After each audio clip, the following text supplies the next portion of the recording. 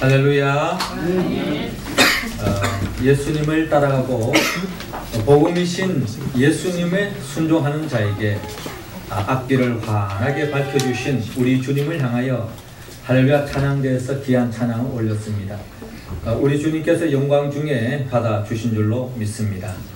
찬양의 가사처럼 우리 모두가 예수님을 의지하고 예수님의 말씀에 순종함으로 주님이 예비해 놓으신 그 복된 삶을 살아가는 우리 모두가 되기를 주의 이름으로 축원합니다.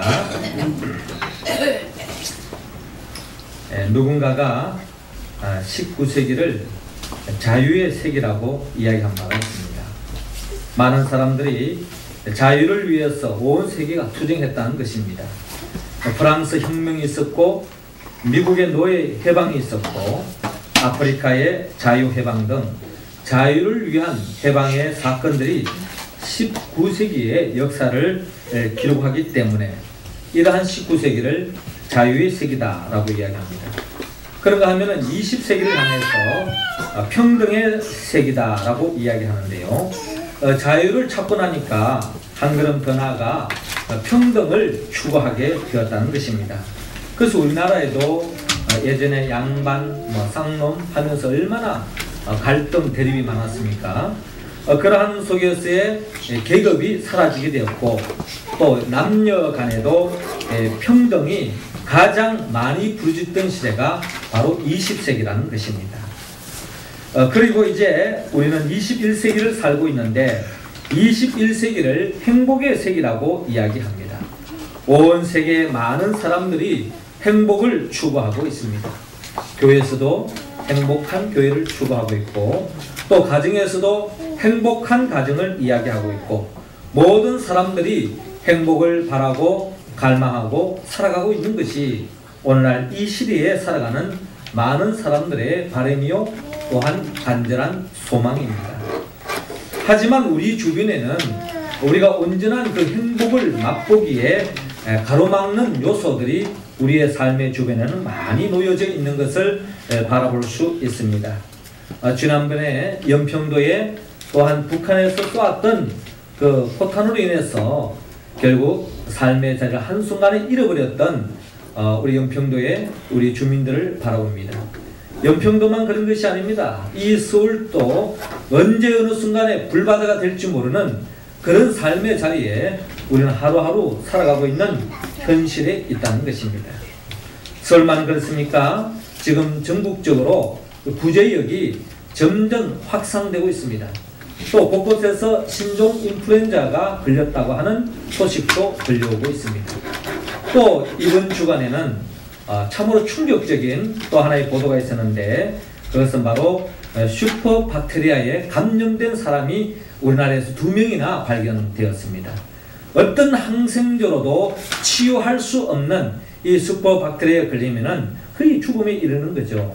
이제까지는 가까운 일본까지만 이 소식이 있었는데 이제 우리나라에도 이와 같은 슈퍼박테리아에 걸려서 더 이상 이 항생제로 치유할 수 없는 그런 위기에 처한 사람들이 많이 있다는 겁니다. 물론 건강한 사람들은 전염되지 않지만 나름대로 취약하고 연약한 사람은 이런 전염성이 또한 이루어질 수 있는 것이 가능성이 열려져 있다는 것입니다. 참으로 우리의 삶의 행복을 찬물을 끼얹히는 그런 소식들이 우리 주변에는 많이 있습니다.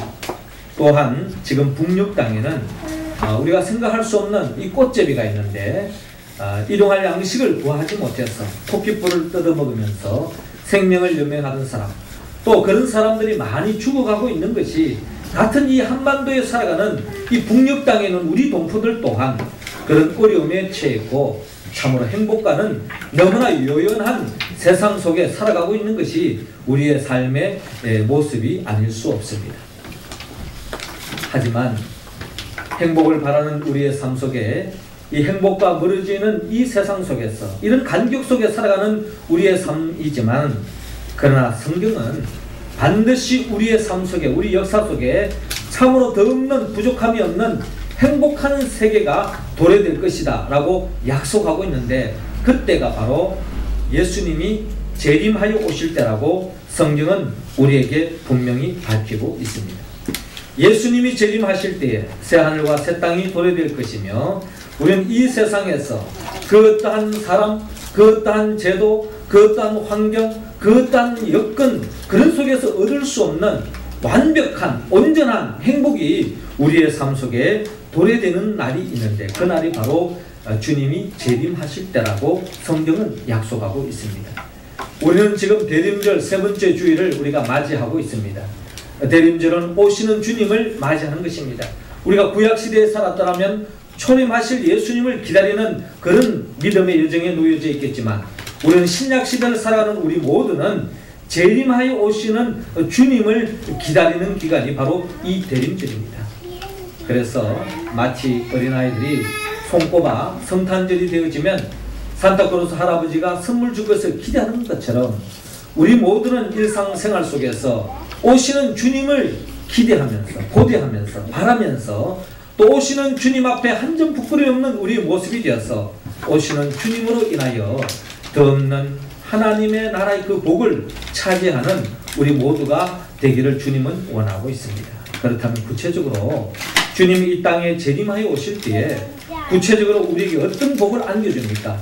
오늘 우리는 성경을 통하여 그 복을 다시 한번 우리가 짚어보고 그 말씀을 반추하고 또한 우리가 주님을 고대하면서 우리가 그 축복이 우리의 삶 속에 반드시 도래될 것을 우리가 꿈꾸며 소망 가운데 주님의 재림을 기다리는 우리의 모습이 다 될 수 있기를 원합니다.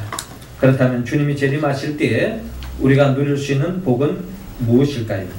먼저 하나님께서는 오늘 본문 2절에서 4절을 통하여 우리에게 해답을 준다고 말씀하고 있습니다. 자, 4절 말씀 우리 같이 한번 읽어봅시다. 시작. 예수께서 대답하여 가라사대 너희가 가서 듣고 보는 것을 요한에게 고하되. 아멘. 저를 따라 하시기 바랍니다. 예수님이 해답입니다. 예수님이 해답입니다. 세례 요한은 오시는 메시아를 기다리고 준비했던 사람입니다. 세례 요한은 죄야말로 우리의 삶 속에 행복을 가로막는 걸림돌로 세례 요한은 여기고 있었습니다. 그러기에 그는 광야에서 외치기를 회개하라 천국이 가까이 왔느니라 라고 복음을 선포했습니다.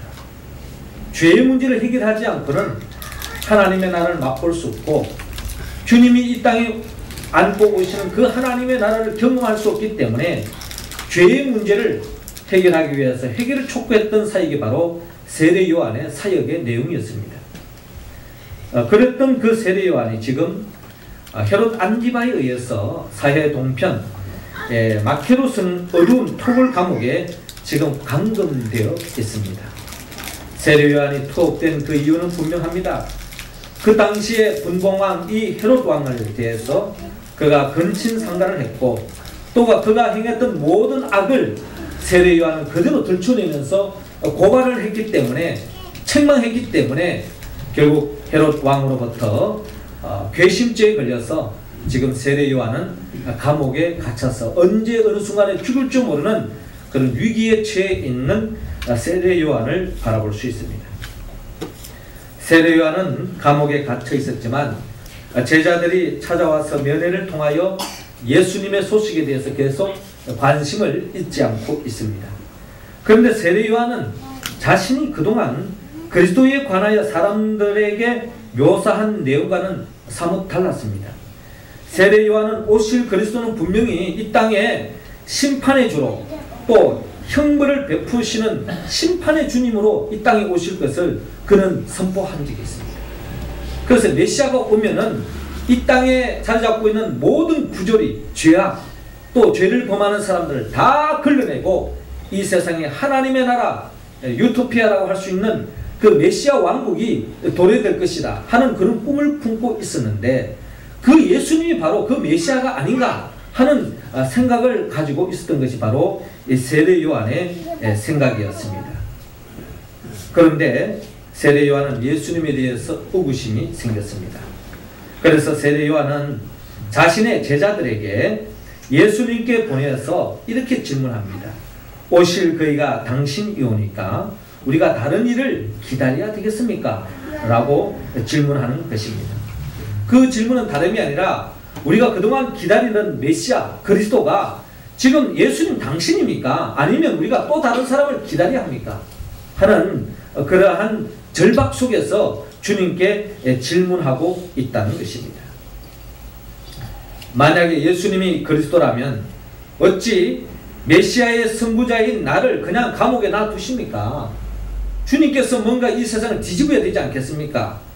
죄로 화신할 수 있는 이 헤롯을 죽여버리고 나를 이 감옥에서 풀어주는 것이 메시아 왕국에서 나타날 현상이 아니겠습니까? 그런데 그런 일들은 일어나지 않고 주님께서 들려오는 그 소식을 들었을 때는 자기와는 아무 관계가 없는 그런 모습으로 다가온다는 것입니다. 세례 요한은 고뇌 속에서 자신의 문제를 해결하라고 요청하고 있는 세례 요한의 속마음을 우리는 엿볼 수 있습니다. 이때에 예수님께서 요한의 질문에 대하여 답변합니다. 너희가 가서 듣고 보는 것을 요한에게 구하라 라고 말씀하고 있습니다. 너희가 가서 듣고 보는 것을 요한에게 구하라. 지금 예수님이 하시는 그 모든 사역, 모시님의 그 모든 말씀, 그 모든 사역들을 있는 그대로, 보는 그대로 세례 요한에게 증거하라는 것입니다. 그 증거의 내용은 바로 5절에 나타나 있는 것처럼 소경이 보며 안전뱅이가 걸으며 문둥이가 깨끗함을 받으며 기머거리가 들으며 죽은 자가 살아나며 가난한 자에게 복음이 전파된다 하라. 이런 사역의 내용들을 이 세례 요한에게 고스란히 그대로 전달하라는 것입니다. 이 말씀에는 예수님의 분명한 확신이 있습니다. 그것은 바로 일찍이 이사야 선지자가 이사야 35장 5절을 통하여 그때 소경의 눈이 밝을 것이며 기머거리 귀가 열릴 것이니 그때 저는 자는 사슴같이 뛸 것이며 벙어리 혀는 노래하리니 이는 광야에서 물이 솟겠고 사막에서 시내가 흐를 것임이라 라고 예고한 바가 있습니다. 그러니까 메시아가 이 땅에 오시면은 주님께서 이 세상을 이처럼 아름다운 세상을 만들 것을 예고하고 있는데 그 역사적인 예언이 오늘 예수 그들을 통하여 그대로 실현되고 있음을 너희들이 본 그대로 세례 요한에게 전달하는 겁니다. 이 말씀의 내용에는 분명히 예수님께서 내가 메시아다, 내가 그리스도다, 나를 믿어라, 나를 따르라고 하는 주님의 분명한 메시지를 담고 있습니다. 그러기에 사도행전 4장 12절은 우리에게 말씀합니다. 다른 이로서는 구원을 얻을 수 없나니 천하 인간의 구원을 얻을 만한 다른 이름을 우리에게 주신 일이 없음이니라 하였더라 라고 증거하고 있습니다. 그렇습니다. 우리의 인생의 해답자, 우리의 삶의 모든 문제의 해결자, 우리의 문제의 해답자는 오직 예수 그리스도 한 분밖에 없음을 성경은 우리에게 증거하고 있습니다. 그러나 아직도 이 세상에는 예수 그리스도 외에 사람을 의지하는 사람이 많이 있습니다. 특별한 사람이 오면은 이 세상이 뭔가 회복될 것처럼 착각에 빠지는 사람이 많다는 겁니다. 그러니까 아직도 사람에게 기대를 하고 사람을 의지하고 또 사람에게 실족하는 이유가 뭡니까? 사람을 기대하고 있기 때문입니다. 우리의 구원자는 예수 그리스도밖에 없습니다. 지금도 북녘 땅에는 김일성이가 그들의 모든 문제의 해결자라고 생각하고 있습니다. 김정일이가 그 대를 이어서 이 한민족의 모든 문제의 해결자라고 이야기하고 있고 이제는 그것도 모자랐어. 김정은이야말로 이 북녘 땅과 이 한반도와 우리 민족의 자존심을 회복해 줄 수 있고 모든 허기진 배를 채워줄 수 있고 따뜻한 밥과 고깃국을 먹여줄 수 있는 분은 오직 김일성, 김정일, 김정은밖에 없다고 그들 지금도 외치고 주장하고 있습니다. 착각이죠? 뿐만 아닙니다.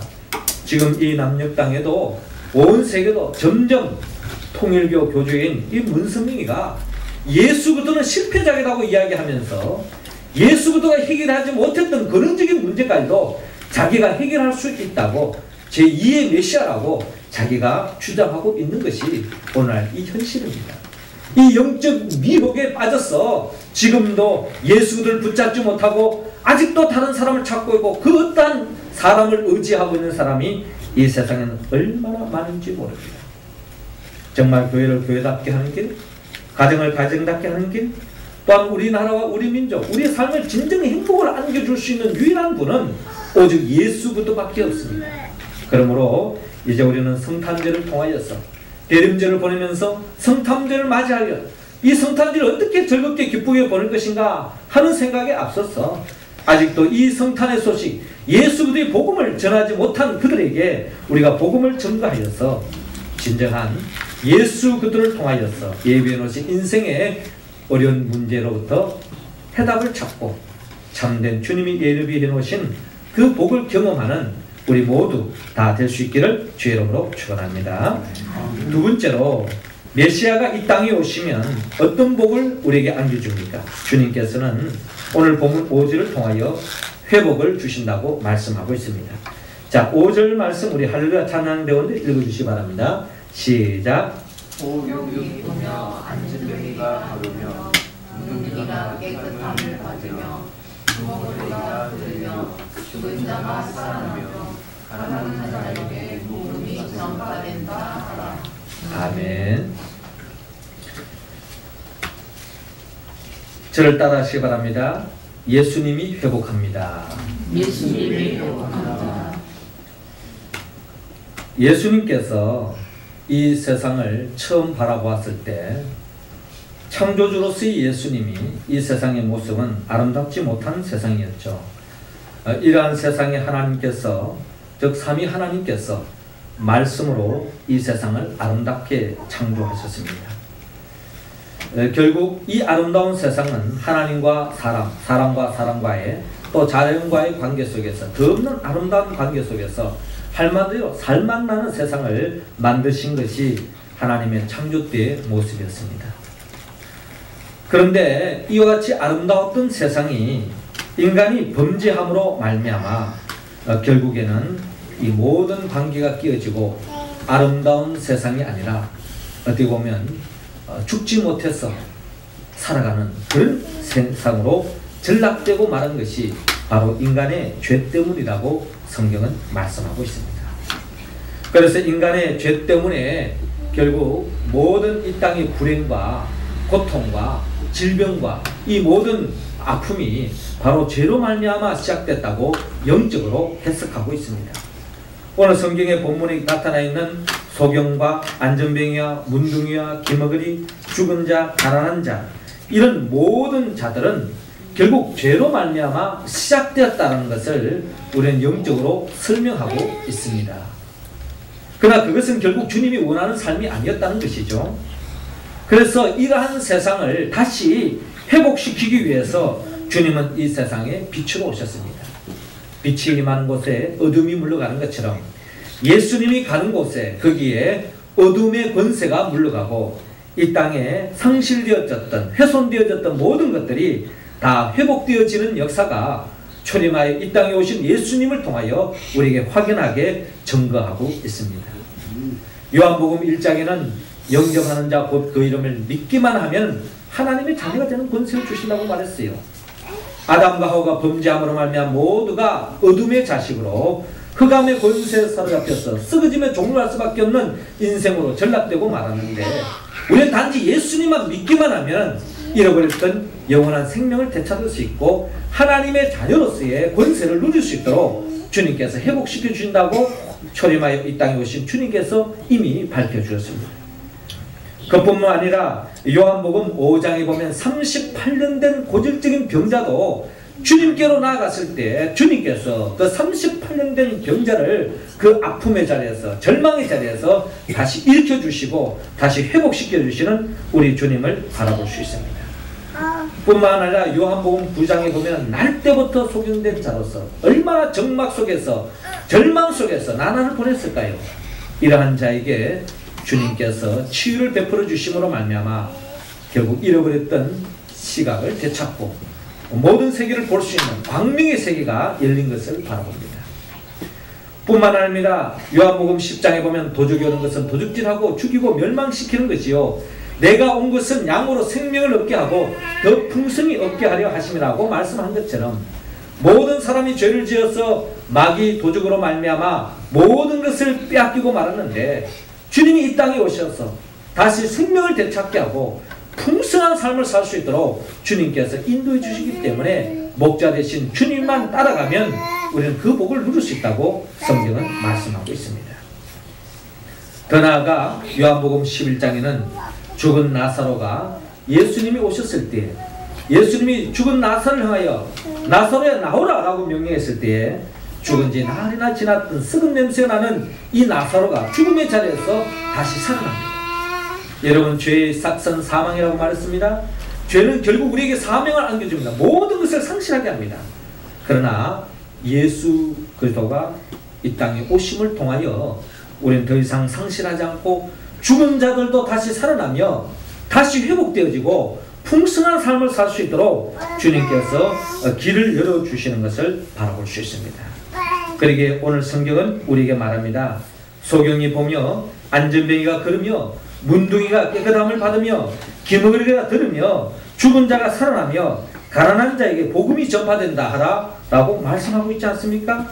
이처럼 예수 그들을 통하여서 모든 잃어졌던 것이 다시 회복되어지는 역사가 초림하여 이 땅에 오신 예수님을 통하여 그 회복의 역사가 이미 시작되었다는 것입니다. 그러나 그 회복의 역사는 언제 완성되어지느냐? 신약시대를 살아가는 우리 모두가 주님이 재림하여 오실 때에 완전하게 회복되어진다는 것입니다. 그러나 놀라운 복음은 여기에 머물지 않습니다. 그 하나님의 나라 새하늘과 새 땅이 도래될 때만이 온전하게 회복되는 것이 아니라 그 복을 우리는 미리 맛볼 수 있다는 것입니다. 대림절을 통하여 주님을 갈망하는 사람, 주님을 절대적으로 의지하는 사람, 주님의 이름으로 기도하는 사람, 그 사람은 이미 그 회복의 역사에 동참될 것이며 잃어버렸던 것들을 다시 되찾는 복을 누린다고 성경은 약속하고 있습니다. 우리 모두가 오시는 주님을 더욱더 갈망하고 더욱더 열망하고 주님을 기다림으로 오시는 주님을 통하여 또한 우리 모두가 회복의 역사에 참여함으로 잃었던 것을 다시 되찾음으로 우리의 삶이 다시 회춘되어지고 새로운 감격과 기쁨 속에 매일매일 살아가는 우리 모두가 되기를 주의 이름으로 축원합니다. 마지막 세 번째로 주님이 이 땅에 재림하여 오실 때 우리는 어떤 복을 받습니까? 주님은 오늘 본문 6절을 통하여서 6절에서 11절을 통하여 행복을 준다고 말씀합니다. 6절 말씀 우리 같이 한번 읽어봅시다. 시작. 누구든지 나를 인하여 실족하지 아니하는 자는 복이 있도다 하시니라. 아멘. 저를 따라하시기 바랍니다. 예수님과 행복합시다. 예수님과 행복합시다. 예수님은 세례 요한에 대하여 선지자보다 나은 자다. 또 여자가 낳은 자 중에 가장 큰 자다라고 아주 높이 평가를 했습니다. 그러나 예수님은 세례 요한에 대해서 오늘 본문은 뭐라고 또 말씀을 하는 거 아니? 천국에서는 극히 작은 자라도 저보다 크다라고 말씀하고 있습니다. 이 말씀을 표면적으로 들어보면 마치 세례 요한을 아주 과소평가하는 모습으로 들릴 수가 있습니다. 그러나 이것은 절대적으로 예수님이 세례 요한을 가소평가하는 것이 아니라 세례 요한의 한계성을 들려주고 있습니다.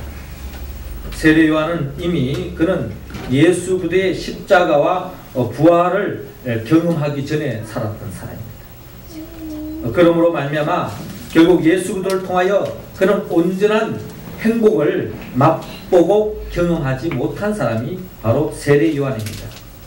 그러나 우리는 이미 예수 그리스도를 믿음을 통하여서 초림하신 예수 그리스도를 우리가 봄을 통하여 우리를 위하여 십자가 지시고 우리를 위하여 부활하신 그 예수 그리스도를 믿음으로 말미암아 우리는 이미 천국 백성으로서 참된 행복을 경험할 수 있게 되었음을 우리가 생각할 때에 우리가 세례 요한과 우리가 한번 비교해 봤을 때에 세례 요한은 살아생전에 하나님을 경험하지 못했지만 물론 죽고 난 뒤에서는 천국 가겠지만 그는 이 땅에서 한날 경험하지 못했습니다. 그는 아직도 예수님의 십자가 부활을 경험하지 못했기 때문에 그래 본다면 저와 여러분들은 이미 복받은 사람 중에 복받은 사람입니다. 예수 그리스도 나를 위하여 십자가에 못 박혀 죽으시고 나를 위하여 부활하신 이 예수 그리스도를 믿을 때에 이미 우리 속에 이미 하나님의 나라가 시작되어졌다는 것입니다. 그리고 본다면 우리는 세례 요한보다도 더 어떻게 보면 더 많은 복을 받은 사람이라 해도 과언이 아니라는 것입니다. 그리고 또한 주님께서 오늘 본문 6절을 통하여 우리에게 말씀하기를 누구든지 나를 인하여 실족하지 아니하는 자는 복이 있도다 라고 말씀합니다. 참 의미심장한 이야기입니다. 여러분, 이 땅에 우리에게 해답을 주러 오셨고 우리의 잃어버렸던 모든 것을 회복하게 하시고 우리에게 행복을 주러 오신 이 예수님에 대하여 실족하다니요. 누가 이런 예수님 앞에 실족합니까? 누가 이런 예수님 앞에 대적하며 누가 이런 예수님 앞에 시험이 듭니까?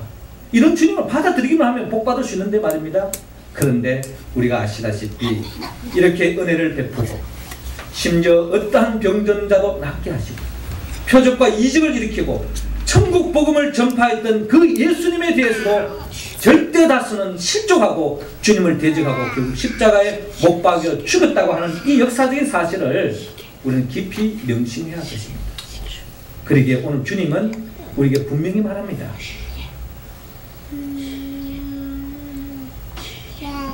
누구든지 나를 인하여 실족하지 아니하는 자는 복이 있도다 라고 말씀합니다. 그 주님을 영접하지 않는 사람은 아무리 주님이 이 세상에 천국 복음을 가져왔다 할지라도 그 주님을 영접하지 않는 사람은 하나님과 아무 관계 없다는 거예요. 행복과는 멀어질 수밖에 없다는 겁니다. 그러나 그 주님이 말씀에 응답하고 그 주님을 따라가고 주님을 의지했던 그 인생은 결국 복을 받는다. 그 최고의 복을 받았던 사람 중에 한 사람이 바로 저는 사도 바울을 이야기하지 않을 수 없습니다. 사도 바울은 그는 진정 행복자였습니다. 주님을 영접했기 때문에. 그러나 그가 어떤 삶의 모든 좋은 여건 속에서 행복을 만끽한 사람이 아니었던 것을 우리는 잘 알고 있습니다. 사도 바울은 빌립보서 4장 11절 이하를 통하여 내가 궁핍함으로 말하는 것이 아니라 어떠한 형편이든지 내가 자족하는 길을 비웠노니 내가 비천에 처할 줄도 알고 풍부에 처할 줄도 알아. 모든 일에 배부르며 배고픔과 풍부와 궁핍에도 일체의 비결을 배우노라. 내게 능력 주시는 자 안에서 내가 모든 것을 할 수 있느니라 라고 말씀하고 있습니다. 사도 바울은 그가 어떤 환경과 여건이 자신을 행복하게 해준 것이 아니었습니다. 오직 예수 그리스도를 바라보므로 나를 위하여 십자가 지시고 부활하신 예수 그리스도를 통하여 어떤 환경에도 그는 자족하는 비결을 배웠고 어떤 형편 속에도 행복을 만끽할 수 있었습니다. 이게 복음 아니겠습니까? 여기에 한 사람이 있습니다. 이 사람은 겨울에 대하여 이렇게 말합니다. 나는 참 겨울이 좋다. 흰 눈을 볼 수 있어서 좋고 사람을 강하고 진지하게 만들어주니까 겨울이 참 좋다. 또 봄이 오면 또 이렇게 말합니다. 온갖 아름다운 꽃들이 피고 따뜻하니 봄은 봄대로 참 좋다.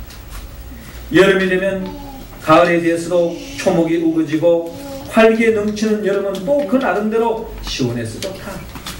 하지만 가을도 좋다. 가을은 우리에게 겸손을 가르쳐주고 풍성한 열매를 맺어주니까 라고 이야기합니다. 어떤 환경에 의해서 어떤 속에서도 좋은 것을 보고 행복할 수 있는 사람, 이게 진정한 행복자죠. 그러나 이와는 정반대의 사람도 있습니다. 겨울이 되면 춥고 게을러져서 참 싫다. 겨울이 싫다는 거예요. 또 그 사람이 여름 되면 어떻게 이야기합니까? 여름 되면 덥고 땀이 나서 싫다. 가을이 되면 차량하고 허무해져서 참 싫다. 봄이 되면 꽃샘 바람이 불고 노곤해서 봄도 싫다. 이래서 싫다, 저래서 싫다 소리를 연발하는 사람입니다. 이러한 사람은 겨울이 오면 어서 여름이 되었으면 좋겠다. 여름이 되면 어서 겨울이 되었으면 좋겠다.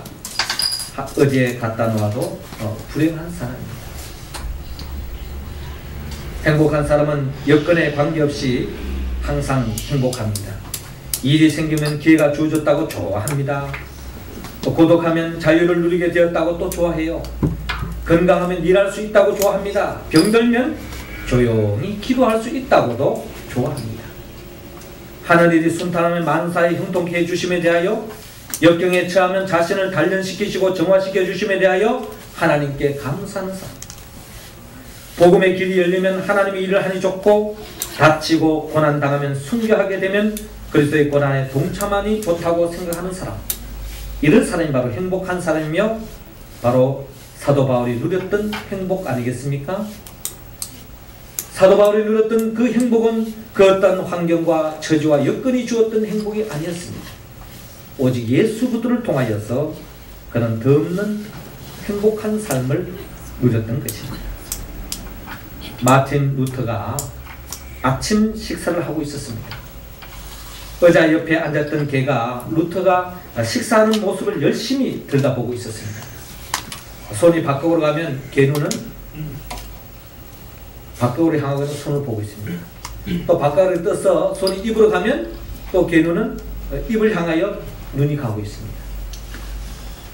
그 모습을 본 루터가 개에게 감동합니다. 그렇게 열심히 자신을 주목하지 않을 수 없다는 겁니다. 열심히 뚫으지라고 개가 보고 있습니다. 그래서 개에게 고기 한 점을 주었습니다. 그랬더니 정신없이 먹어치우고는 또 눈을 똑바로 뜨고 자신을 향하여 또 바라보고 있는 것입니다. 또 뭐 안 주나 하는 거죠. 그때 루터는 한 가지 깨닫게 됩니다. 그때 깨달은 말을 이렇게 정리하고 있습니다. 개가 내 손을 쳐다보는 것처럼 나도 하나님만 바라보았더라면 하나님은 내게 더 크게 감동하셨을 것입니다. 라고 이야기한 바가 있습니다. 그렇습니다. 개는 밥 먹는 손을 쳐다보는 동안에 일절 잡념이 없습니다. 그런데 우리는 하나님 앞에서 신앙생활하고 기도하면서도 온갖 잡된 생각을 다 하고 있습니다. 주님이 주시는 행복을 온전히 누릴 수 없습니다. 대림절 기간은 오시는 주님을 주목하는 기간입니다. 오시는 주님에 몰입하는 기간입니다. 나를 위해서 더 없는 축복을 안겨주기 위하여 오시는 그 주님을 우리가 대망하고 기다림을 통하여서 오시는 그 주님의 그 복을 우리 모두가 다 누릴 수 있기를 원합니다. 사랑하는 성도 여러분, 주님이 재림하여 오실 때에 우리에게 해답을 주고 회복을 안겨주며 행복을 안겨준다고 말씀하고 있습니다. 우리 모두는 나를 위하여 죽으시고 부활하신 예수 그리스도의 영 보혜사 성령의 도우심을 받아 이 축복의 약속을 굳게 붙잡고 재림하여 오시는 그 주님을 우리가 감격 속에 기다려서 주님이 주시는 그 축복을 사모하며 주님이 오시기 전에라도 그 복을 미리 맛보며 매일매일 살아가는 우리 모두가 되기를 주의 이름으로 축원합니다. 기도드리겠습니다. 생명의 영 보혜사 성령님이시여, 우리는 죄와 짝하며 살았습니다. 예수님께 해답을 찾기보다는 사람과 세상 속에서 해답을 찾아왔습니다. 예수님만이 잃어버린 것을 회복할 수 있고 참된 행복을 누릴 수 있음에도 불구하고 예수님 밖에서 찾았습니다. 우리를 불쌍히 여겨 주옵소서. 이 시간 우리 모두 예수님을 바라보고 의지하는 영을 더하여 주시옵소서. 주님에게 청렴하게 하여 주시고 주님에게 몰입하게 하여 주셔서 이 땅에 오시는 주님을 통하여 인생의 해답을 찾고 참된 회복과 행복을 만끽하는 우리 모두가 되게 하여 주옵소서. 예수님의 이름으로 기도드리옵나이다. 아멘. 우리 찬송가 248장 부르면서 준비하신 헌금을 드리겠습니다.